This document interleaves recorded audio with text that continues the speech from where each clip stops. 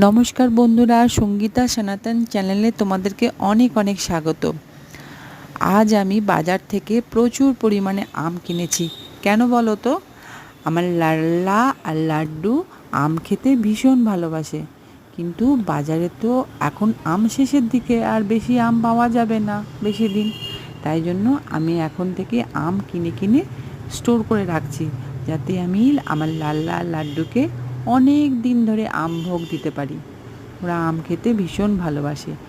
এগুলো হচ্ছে চোষা আম, খুবই মিষ্টি, একদম মধুর মতো মিষ্টি হয় এই চোষা আম। তাই জন্য আমি বেশি বেশি করে আম কিনে রাখছি। এই দেখো লাল্লা, তোমাদের জন্য আম কিনেছি।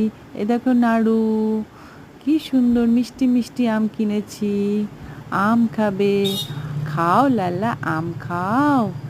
হরে কৃষ্ণ, রাধে রাধে। নাড়ু, আম খাও। সবাই ভালো থেকো।